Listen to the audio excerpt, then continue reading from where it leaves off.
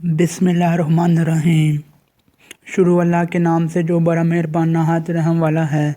جولائی 645 عیسوی کو جب یزید پیدا ہوا تو اس کی ماں مسعون کی طلاق ہو گئی۔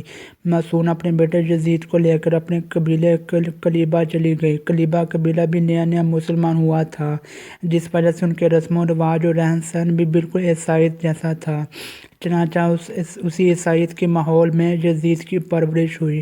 یزید بچپن ہی سے بندروں کو پال کر ان سے کھیلتا تھا۔ بڑا ہوا تو اس نے شراب پینا، شطرنج اور بے حیائی کے کاموں میں بھرپور حصہ لیا۔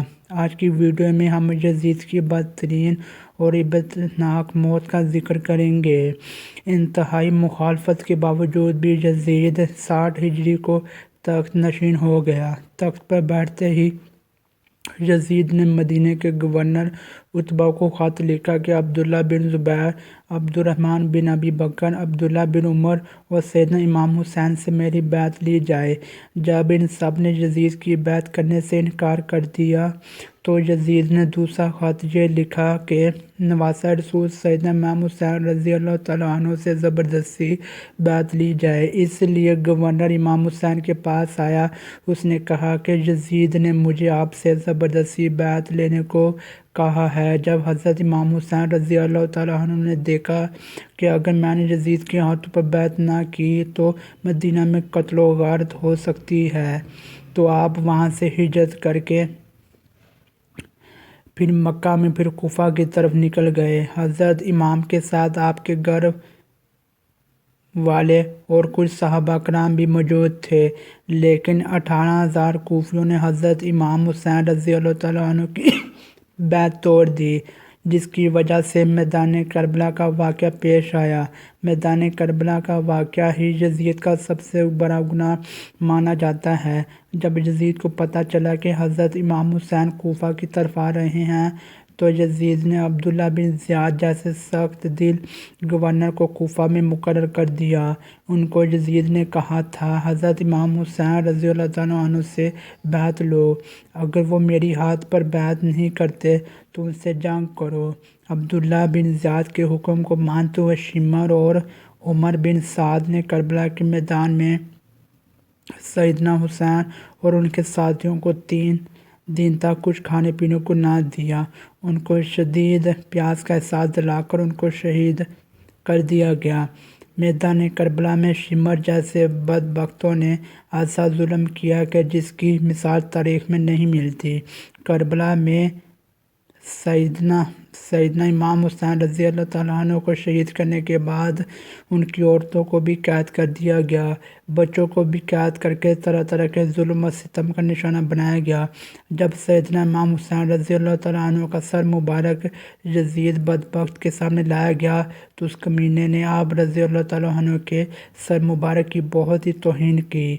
یزید نے سیدنا امام حسین رضی اللہ تعالیٰ عنہ کے سر مبارک کو دیکھ کر ایسے ایسے اشعار پڑھے جس کو بیان کرتے ہوئے بعض تاریخ دان یزید کو کافر بھی کہتے ہیں۔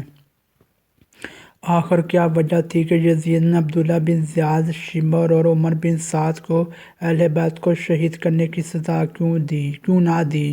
واقعہ کربلا کے بعد یزید کی موت تک عبداللہ بن زیاد کوفہ اور بصرہ پر یزید کی طرف سے حکمران رہا۔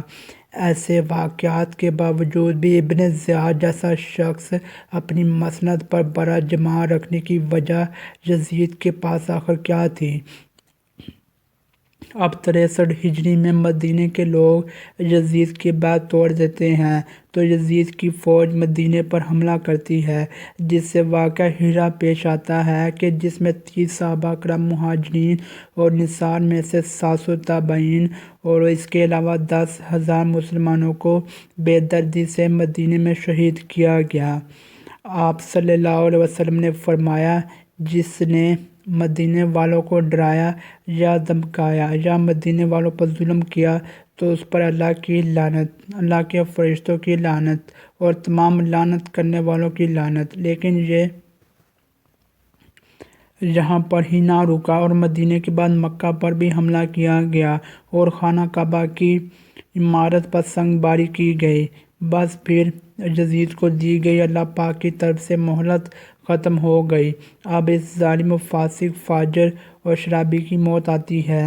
اس کی موت سے متعلق 3 طرح کی روایات تاریخ کتب میں ملتی ہیں۔ اس کی موت کے بارے میں پہلی روایت یہ ہے کہ یزید ایک رومن نسل کی لڑکی پر فدا ہو گیا تھا۔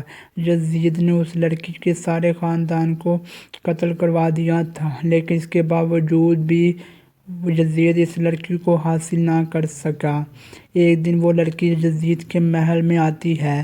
وہ لڑکی یزید کو کہتی ہے، میں اپنی جان دے دوں گی لیکن تیرے جیسے قاتل درندے کی محبت میں گرفتار نہیں ہو سکتی۔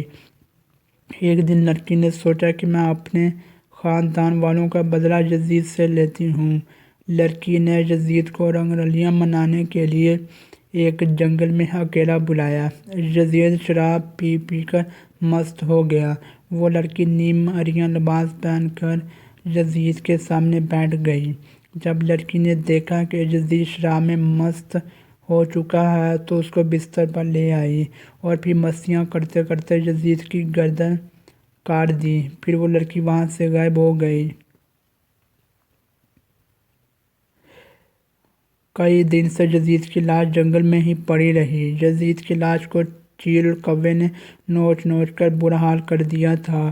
جب یزیدی فوج کو یزید کی لاش کا علم ہوا تو انہوں نے اس کی لاش کو دفنا دیا۔ دوسری روایت اس طرح سے بیان کی گئی ہے کہ 64 ہجری کو یزید کو ایک بہت ہی خطرناک بیماری لگ گئی تھی، جس کی وجہ سے اس کی آنتیں جل کر سکڑ گئی تھیں۔ وہ مچھلی کی طرح تڑپتا تھا، جس طرح مچھلی پانی سے دور ہو کر تڑپتی ہے۔ یزید کو بہت ہی پیاس لگتی تھی۔ وہ پانی کا گھونٹ اپنے منہ میں ڈالتا تھا، لیکن پانی اس کے گلے سے اندر نہیں جاتا تھا۔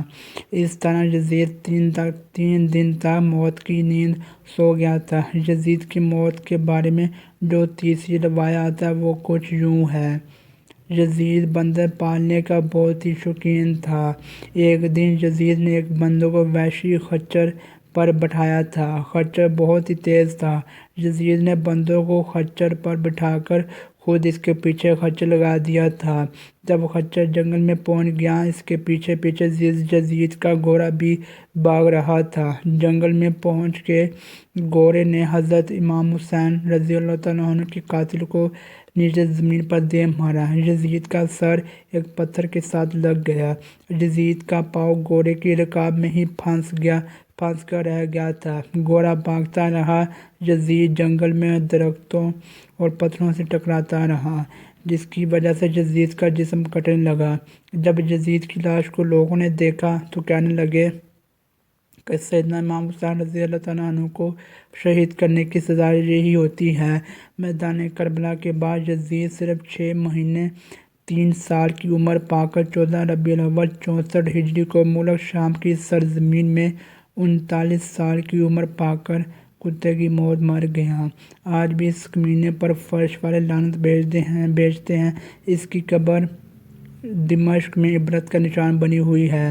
اللہ تعالیٰ سے دعا ہے کہ وہ ہمیں آل محمد صلی اللہ علیہ وسلم سے محبت کرنے والا اور آل پاک کی صحیح طریقے سے غلامی کرنے والا بنا دے، آمین۔